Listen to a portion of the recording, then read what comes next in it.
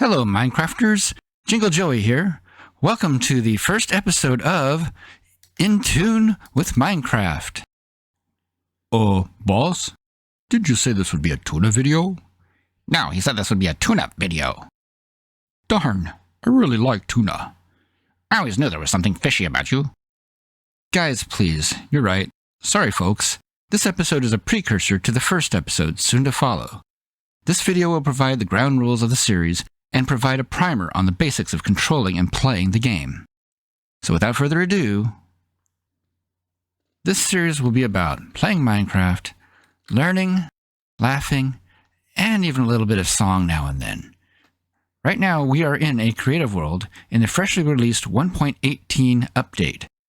A lot of new things have come into this game, a lot of new items.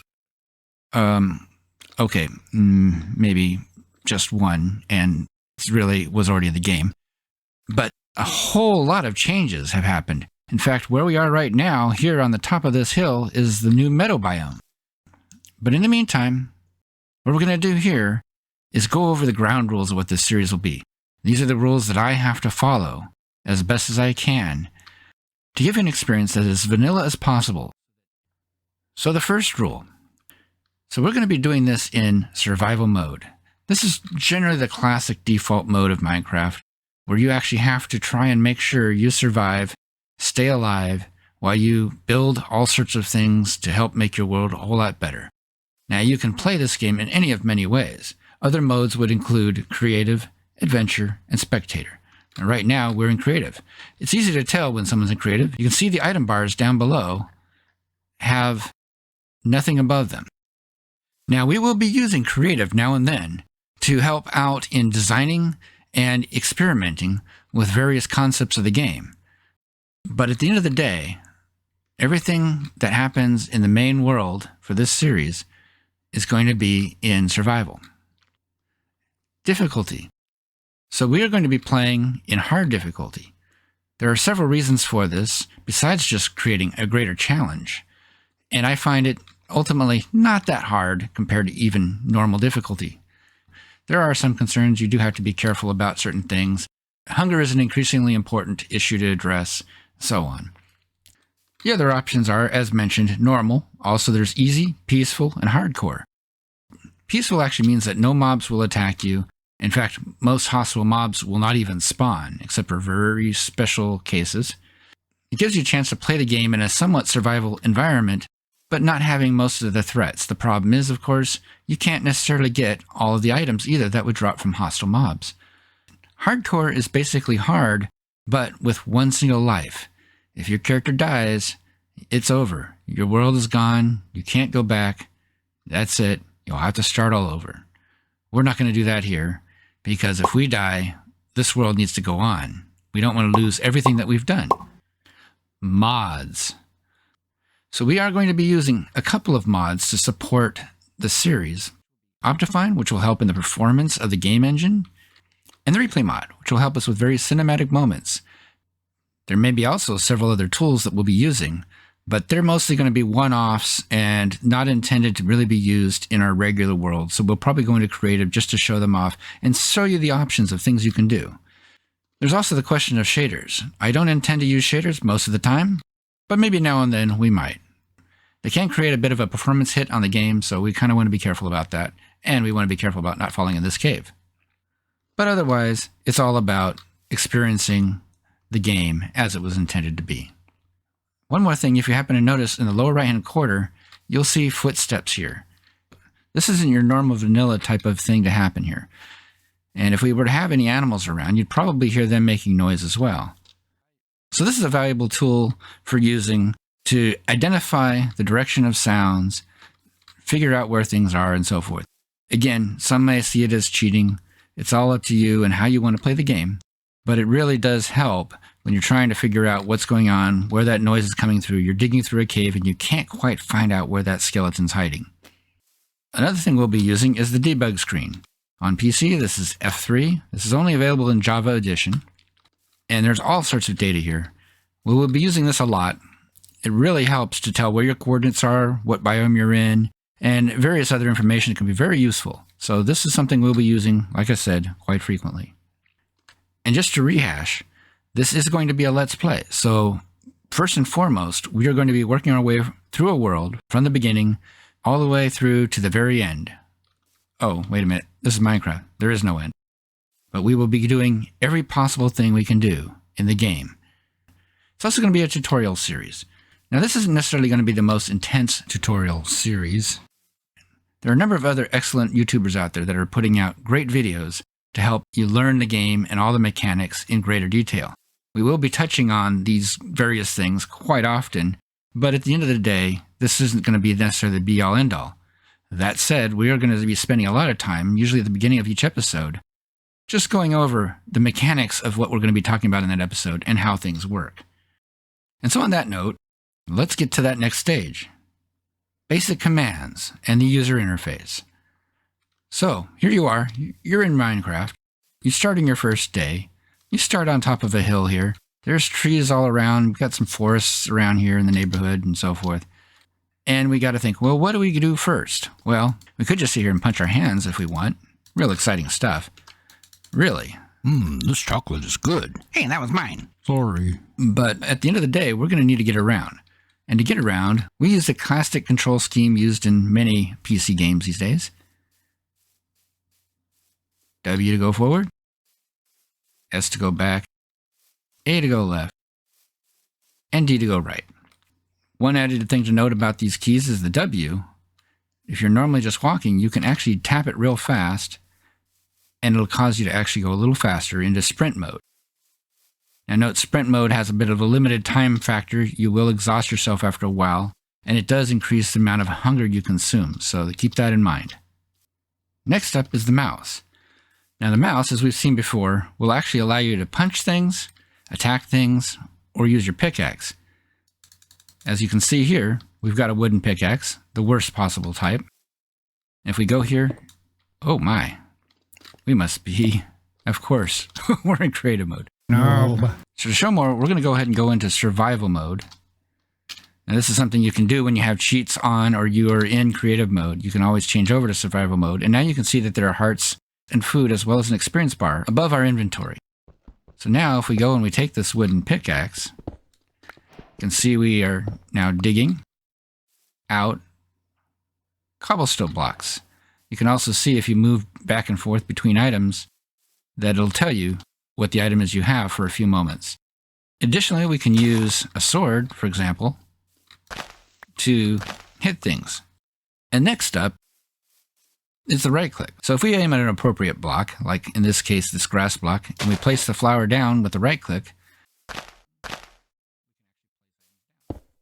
likewise, we can place these blocks. And it depends on which face you're aiming at as to where that block will go. The escape key will take you to the game menu where you can do various different things, like look at your advancements, which are basically achievements, statistics, which will tell you all the actions that you've done in this world so far. And note, each of these advancements and statistics are based on the current world, not on your account. Options also has all sorts of various graphic settings, control settings, and so forth. Next up is the spacebar. You hit the spacebar, that'll cause you to jump. Now note that I believe the default is now currently to auto jump. So if you hit a block like this, it'll actually auto jump. But because I'm old school, I'm still used to using the spacebar. I feel much more comfortable with it. I jump when I want to jump, and jumping does cause you to lose a little health. And look, there's a bee over there. Another valuable thing to know is how to sneak. If you use the left shift key, you'll actually find that you can sneak and not fall over these edges while going much more slowly, and you'll be harder to detect by mobs. Next up comes the drop key, which is Q. Which is not Q for me. For this is a really nasty little option here. How many times have those of us who've played this game through the years thrown away our very special sword because we accidentally hit that Q key? I've actually rebounded to the M key so that I'm only likely to drop an item whenever I really want to. After that, you have the number keys 1 through 9. And as we can see, if we hit the number 1, we go to the first slot, 2, the next slot, 4 skips a few more over. So this allows us to quickly move wherever we want to be on our control bar so we can get to the item that we want to use right away. However, you do have the option with a mouse to use your scroll wheel, so you can just go back and forth one at a time. I like having my finger ready to go at the one key at any time, and whatever tool or weapon I like to use the most will be there. For me, it's typically the pickaxe. Other people might like to use the sword. Some even, I think, like to use a torch. It just depends on your personal preference. But I think how easy it is to reach the one key, it's probably good to make that first option something you're really going to want to be able to get to quickly or use frequently. Now comes the open and close inventory key, also defaulting to E. E. Oh, that's right. I also rebound that one too. And I don't even remember why anymore, other than I use I, which is more intuitive. Hey, that starts with an I too. And this is your general inventory screen. It also gives you your basic crafting screen. So you can see here 4 slots for your armor, a slot for your offhand, which you can already see the outline of a shield. It's one thing you can hold in your offhand, but you can hold other things there as well. And then, of course, you get your basic 4-slot interface, which is very important. We'll be getting to that once we break into our new world. Also here, you have this wonderful little crafting recipe you can use, and you can actually type in a search for any type of item you want. If you've got this showing all option on, you'll get all the items in the game. You can turn it off, and it'll only show you what you can craft based on what's available in your inventory at that moment. Or if you got a chest open, you can also see what's available in the chest as far as what you can craft as well. And finally, we get this full access to move around our items back and forth in our various slots in our inventory. Note that the way Minecraft cheats things is a priority will always be put on any item over here in the upper left corner, and then working to the right, and then down each row. This is applicable for arrows and other items that you might end up bringing over to your hotbar automatically, something we will address in a future episode. Next up is the F key. F key. Oh, for Pete's sake, why doesn't the F key work? Because maybe I rebound that too? Sure enough, the F key is used to swap items. I have it rebounded to the Y key, again, probably to keep it from accidentally causing me to do the swap. But if I do the swap key, you'll see that now I've moved the pickaxe to the left hand, and I can actually switch over now to the sword in the right hand, which I believe, and I don't do this very often, could allow you to attack an enemy. There it is, left-clicking, I'm attacking an enemy right now. But what happens if I point at this block? The sword is trying to do an action. That doesn't work too well. What if I hit the swap key again? Now you'll see that they actually swap positions. And now I can dig with the pickaxe. But there are certain things you can do to take advantage of using both hands. For instance, digging a block and placing a block. Now let's say we're up on top of the world here, and we want to show off a wonderful creation or just a beautiful scenic view. We can hit the F2 key, and that'll save a screenshot. Now, it's a little tricky to find where the folders are, so I recommend checking out the Minecraft wiki, looking up screenshots, finding the location on your computer, and creating a shortcut folder on your desktop so that you can quickly get to the screenshots if you plan on using them a lot. We already talked about the debug screen. That is the F3 key. And finally is the F5 key, which allows you to see this ugly face every so often. Note that there's also a from behind the back view, which causes things to rain every so often, but it allows you to basically follow the player. And of course, we can also do this going the other direction, but you got to be careful because you could end up very easily walking over an edge and into a hole. Not advised. And the last thing we need to do before we get started is to go over some basic mechanics. Basically, if we do this now, well, then we can jump right into the world and get going. First up, as mentioned before, we have this health bar down below. All those hearts represent how long you have to live. Not very long. So you have to be very careful not to let that get down to nothing, or you will be nothing. One of the things that can affect your health, besides falling, being hit by mobs, and other things, and also drowning in water, is eating. If you end up starving, that'll end up causing you damage. And starving is a subject that we have to deal with on the items on the right. So those icons that look like drumsticks, those represent your hunger. And there are several factors that affect hunger. If the bar is full, then you're in good shape. There's also a saturation factor based on the type of food that you ate last that will affect how long it will be before you start getting hungry. And once you start getting hungry, that bar will start depleting. And once it's run out all the way, you will start taking damage. However, if it's full, it'll actually allow your hearts to start recovering. Your health will grow, and you'll be much better off. So try to keep your hunger bar topped off at all times. And then there's mining and breaking blocks. Again, you just can do this with your pickaxe. You could do it with your fist. Eventually you would break the block, but you would actually destroy it. So you got to make sure you're using the right tool. You can actually punch dirt. And yes, as you'll see soon enough, you can also punch trees. However, note that as you can see, there is a bar underneath the pickaxe there, showing that it's been wearing down. Eventually, this tool will break at some point unless you repair it. And even then, there's only so many repairs that you can do to a given tool or weapon or armor or so forth.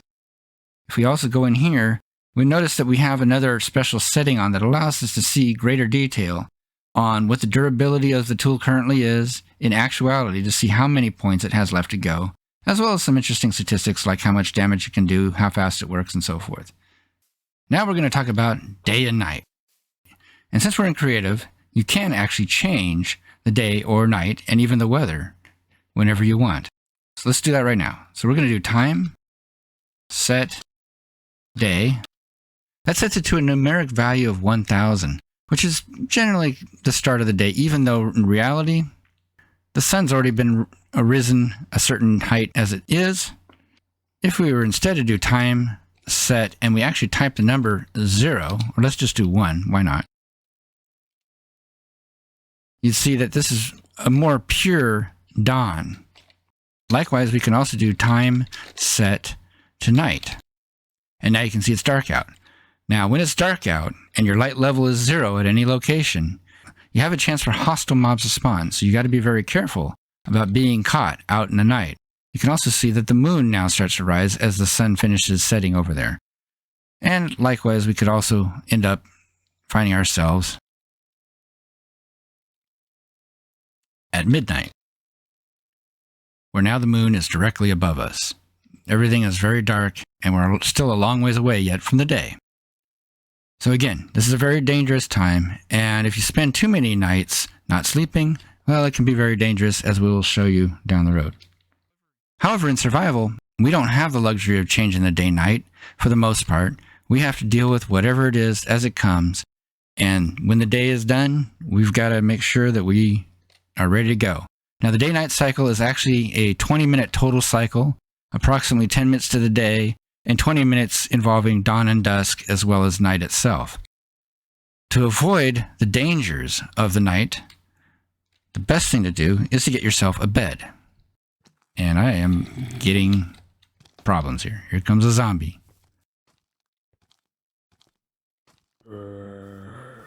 So what we could do, we place down your bed, wherever you are, as long as it's night and there aren't any monsters nearby, you right-click on the bed, and it'll do two things. It'll establish your spawn point. It'll also change it to day.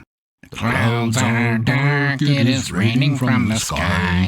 Nature is sad, and now so am I. And now we see a change that just came naturally in 1.18, which is that now it'll rain, and we even got a lightning strike. How do you like that? Right there.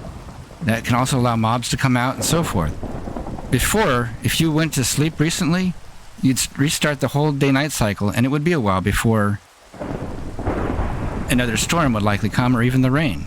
However, one thing about thunderstorms is even though it's daytime, you can't actually sleep, and it'll also reset the cycle again.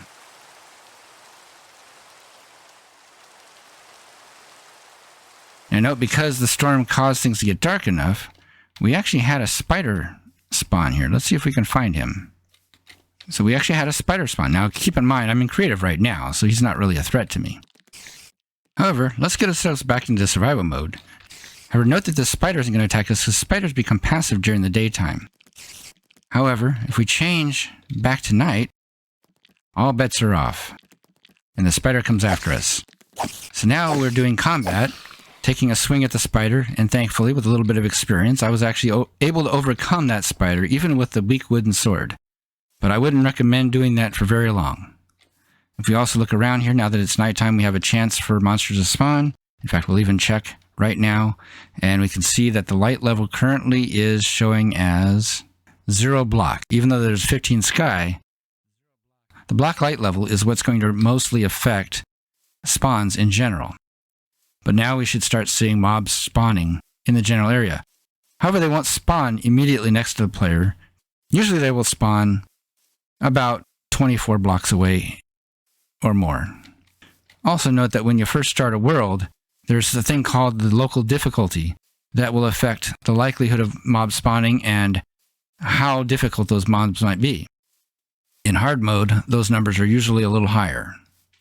But as you can see right now, we really haven't spawned much in the neighborhood. So it's all pretty safe. Oh! I spoke too soon. We got a skeleton. Now, skeletons are a little difficult, and this guy might kill me before I can get through this. Which gives us the last part of the lesson, which is dying. If you die like this, you can always hit the respawn button. And here we are back at the bed, where I think we'll just go ahead and sleep.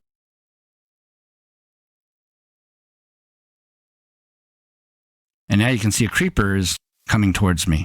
That's not a good thing, and I have no weapon to deal with him. And even if I did, I probably couldn't do anything about it. There's that there's that skeleton, another creeper. Ah, this doesn't look good. Another creeper. Oh boy, this is bad. I have no armor and no weapon, and creatures all over the place. Now notice we just saw over there something burned up. It was probably a zombie, but zombies and skeletons will burn up during the daylight. And as we can see, we got a drop from that one. You can likewise find sometimes free arrows and so forth from skeletons.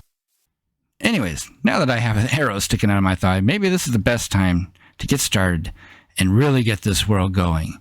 It's going to be quite an adventure. I hope you enjoy it. Here we go.